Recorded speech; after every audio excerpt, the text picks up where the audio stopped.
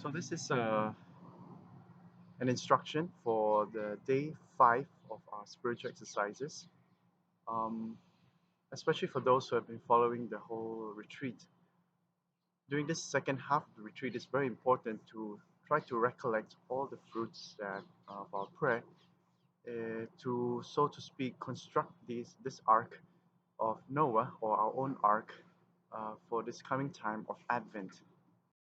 So the theme of today was that of faith, if you remember, of this strong city. A strong city have we compact and strong, as Prophet Isaiah said.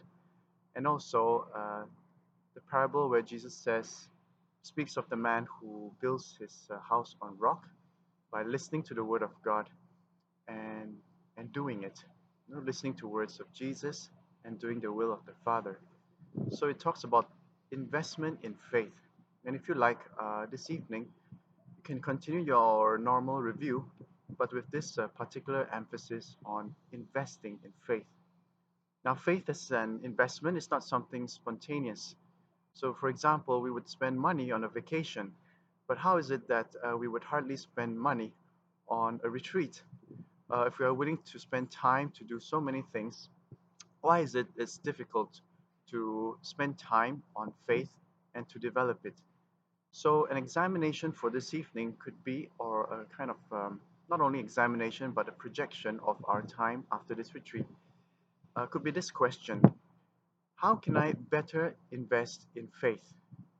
What are the means that I can put into practice so that my faith can grow strong? Uh, Knowing that faith is not just for myself, faith for my family, faith for my dependents. If I'm a teacher, faith for my students. If I'm working in the office, faith for my office mates. Because we are evangelizers, we are missionaries wherever we go, and we are meant to nourish the faith of people, even though we don't speak of it explicitly. I'd like to invite you to think about that. You know, how can I invest better in my faith? I invite you to think not just in prayer, because prayer, of course, is one of the things that I think most of us know. Spending time in prayer, of course, is the first thing.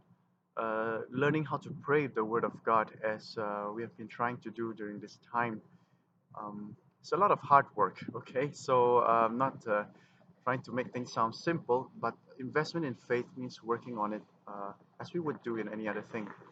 So investing in faith in means of prayer could be one. Second, maybe I could invest in some kind of courses or um, a kind of community thing where I do not grow alone. You know, what are the resources around me where I can invest in my faith? So don't be overwhelmed by these questions. Try to think of practical things that you could do in practice. Could be in your parish, could be groups around you. It's hard to grow in our faith alone. So, what are the ways that I can, the people whom I know could help me to grow in my faith? Thirdly, reading. Reading is also part of growing in faith. You know, when we invest perhaps no, in buying a new house or even buying a new car, we would do a lot of research, reading up, checking it out. So I think we could do the same also for our faith. You know, reading up more about our faith. What are the kind of books that I could grow in? And perhaps there are people around you who could advise you, people who have grown in their faith journey more than we have, who have gone ahead. Doesn't have to be a priest or religious, but although it could be, but somebody who is serious about their faith and who has grown ahead, and we can ask them also for advice on how to grow.